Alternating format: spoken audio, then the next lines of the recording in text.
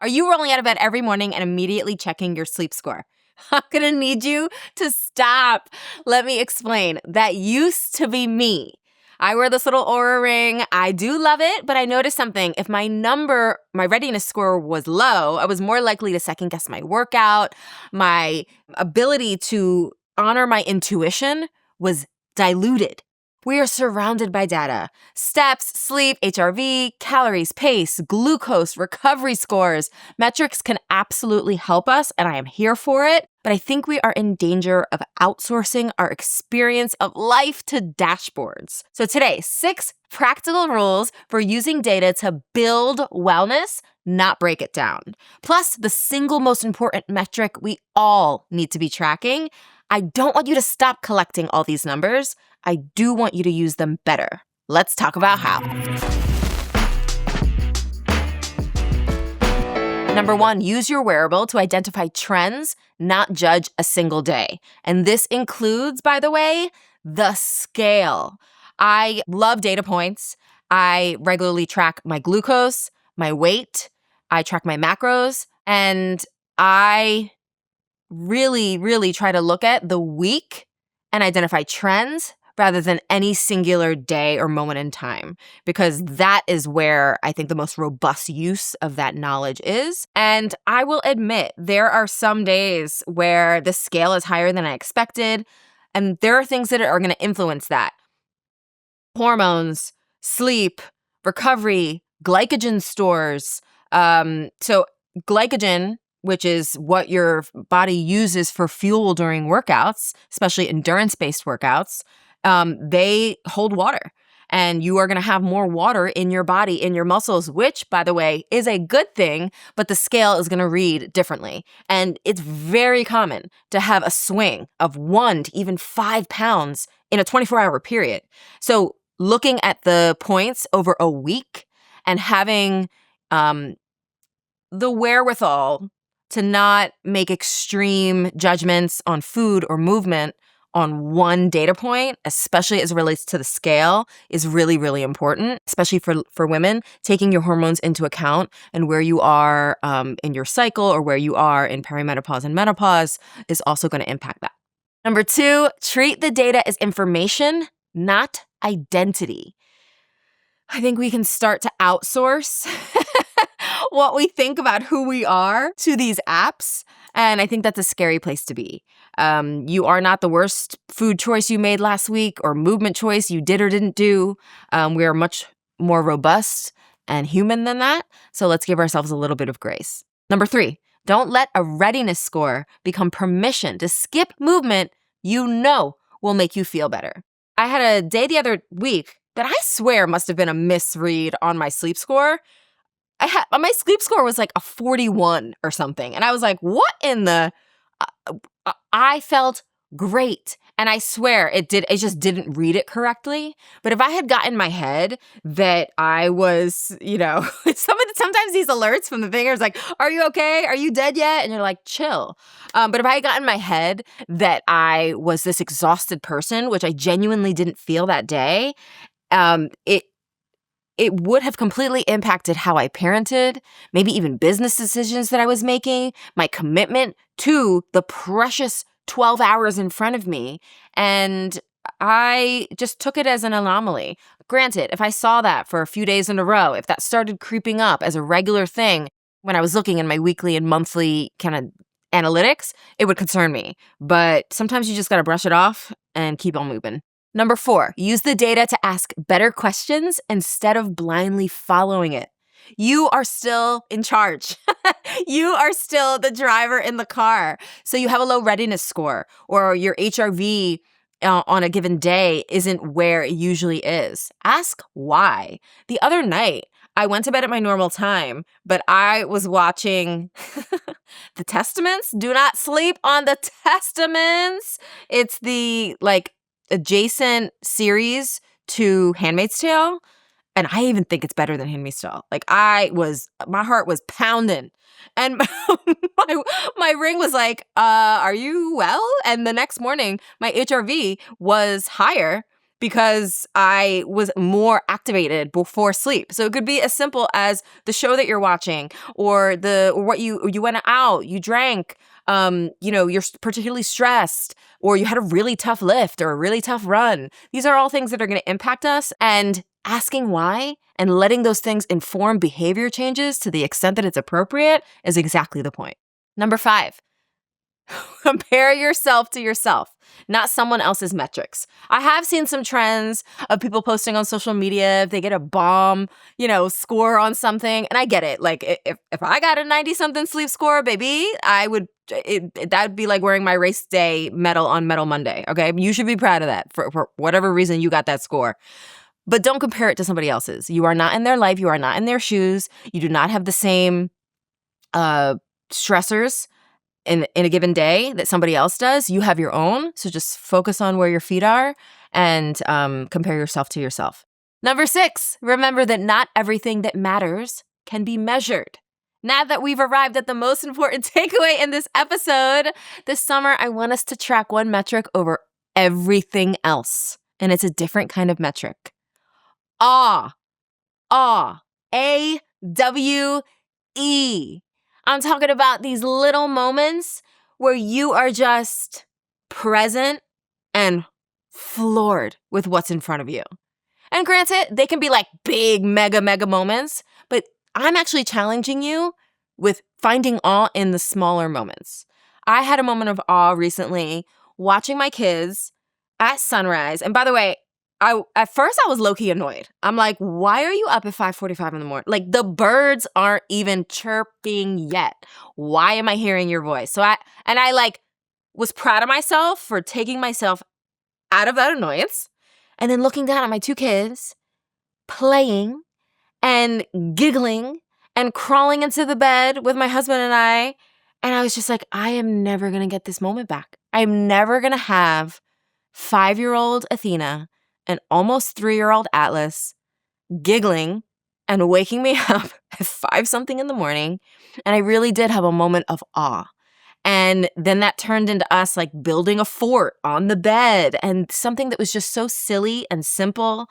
And we didn't need to go away and spend a ton of money for this to happen, but it did require me to take myself out of the story that I was telling and zoom out a little bit and then like put on some rose-tinted glasses. I don't mind putting on rose-tinted glasses. I love it.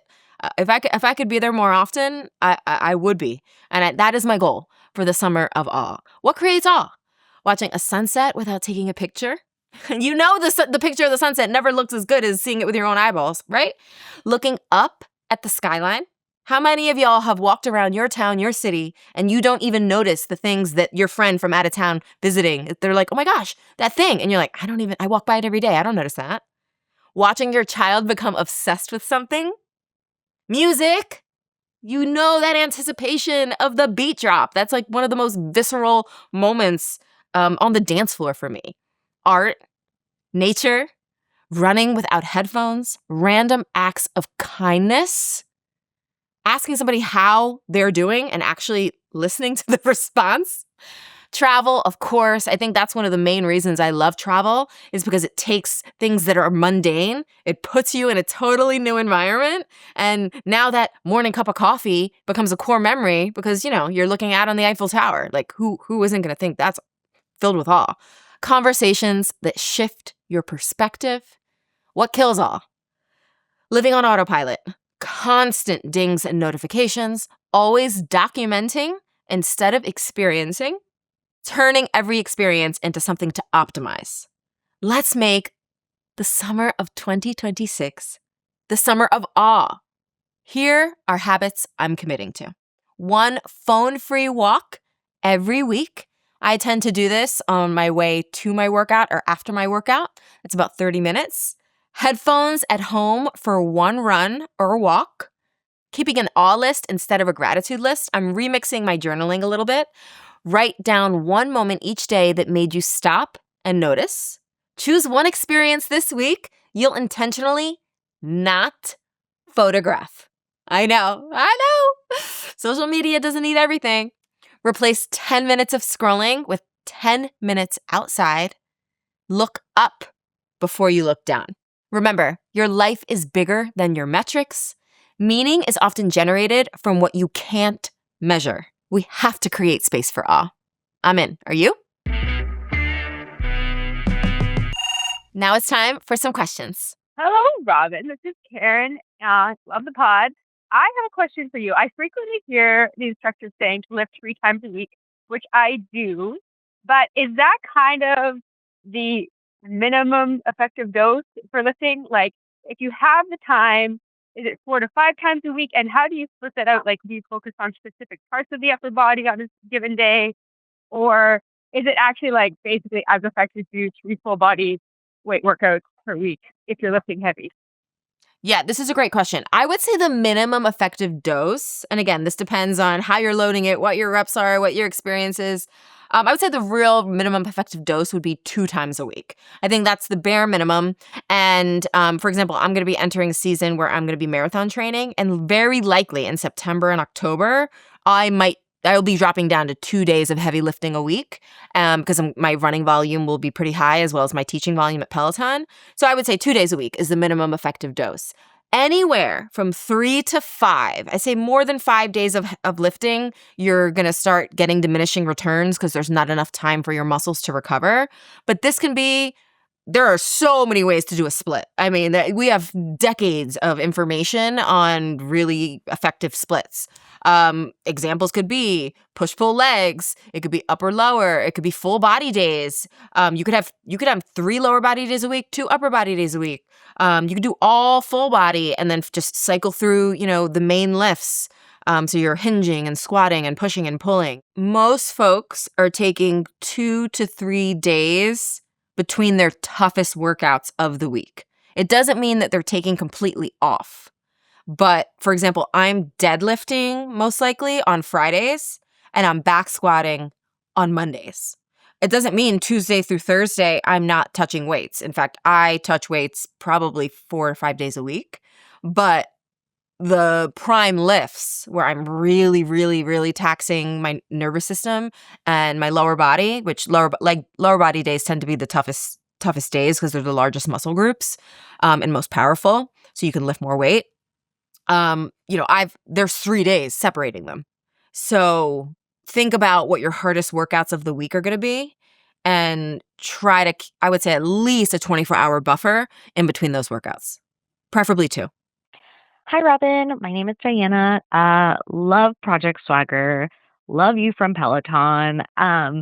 So I do CrossFit 4 days a week, and there's obviously some cardio thrown in sporadically in there, but I hate cardio. And, I've seen all these clips of people doing high rocks races, and these people look like superheroes. You look like a superhero, so I want to be a superhero. So my biggest thing is I'm not great with endurance. So is there any recommendations you have to build my endurance for cardio? I would love to hear it. Thanks. Love you, love you, love you. Diana, you are a baddie. 4 days a week of CrossFit is amazing. Listen, the cool thing is about endurance is it's one of the simplest things to build.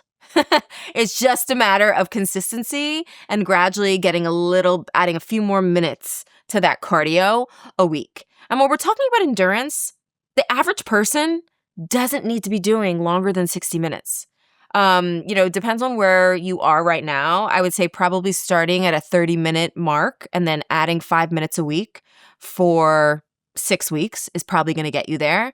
I would love to be able to see everybody who listens to Project Swagger to be able to stay in a zone 2 effort, which is a conversational effort, for an hour, if not 75 minutes. And yeah, it's repetitive. It's monotonous. It's not going to give you that same adrenaline boost as a thruster, burpee, clean, wall ball workout. And I love those kind of things. All right. Like I would gobble those up. But we do need, we need to keep the easy days easy. And the cool thing about cardio endurance is that we have ways to do it on the Peloton bike, on the rower, on the tread, through hiking, through, of course, running and jogging, that there are ways for us to at least get curious about the type of movement that's getting us to that zone 2 endurance.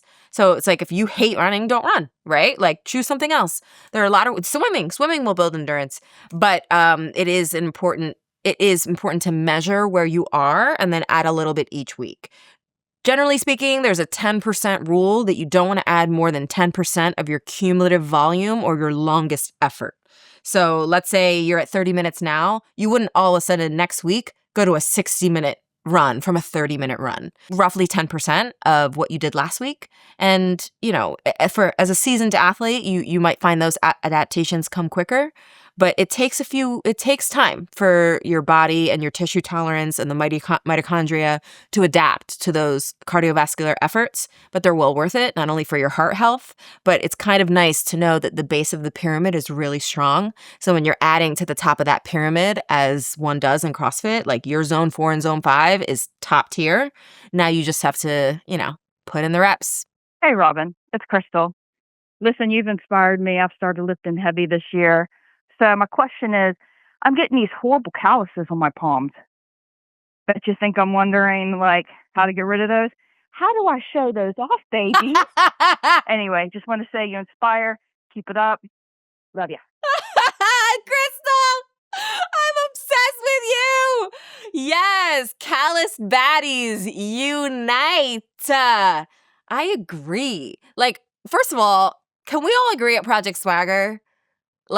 Death to a weak-ass handshake. Ladies, if you shake my hand and it feels like a dead, limp goldfish, we are not friends. We don't have to go all Hulk smash and crack somebody's wrist, but have some respect for the person you are greeting with a proper handshake. I've been to a few events lately where people have been lovely, but they're nice to... This is not Lady and the Tramp. I'm not trying to kiss your wrist, ma'am. Give me a handshake or keep it moving or a fist bump. Maybe it's post-COVID. I don't want the germs either. Give me a fist bump. Give me a wave. But do not come in for a handshake if you are not going to respect me with a proper one. Yeah, you know what? Let's do this. Let's have a Project Swagger roll call. I want to see your calluses. I want to see it. And listen, when we're calling out calluses, it doesn't need to be this extreme. You're cut and bloody and thrashed on the ground. But when you're putting in work, you're going to develop some calluses, right? The homegirls at the nail salon might be like, oh, yeah, oh, yes, ma'am. We've been lifting. I want to see it. Okay, so we have a segment on Project Swagger called Cutting Through the Noise, where I give you one of my wellness hot takes. This week's edition is a little different, still a hot take, but this is for the wearable companies. This is for y'all in the C-suites. I need you to add a parenting mode. No Oura. I am not horseback riding in New York City at 6 p.m. on a Monday. I'm chasing a toddler through my apartment, getting them ready for bed. Sometimes the elevated heart rate is bedtime, bath time, or carrying a sleeping child upstairs. That's real life, and our technology should recognize that too. The amount of times I've had an alert are you gardening? Are you horseback riding? Are you swimming? And it's yeah, those are all valid movement patterns. But what about chasing a 3-year-old? Because babe, I've had Olympic level movement before 8 a.m. and I haven't touched a workout, okay? All right, Project Swagger, that's it for today. Next week, I know summer is chaotic. You might be like, summer of awe? Robin, this is already the summer of balancing childcare and travel and keeping up with my nutrition and my workouts. The to-do list is long, I get it, and I've got you. Coming up, I'm going to share my tactics for staying consistent with your goals without sacrificing joy through all the summer chaos. See you right here, same time next week.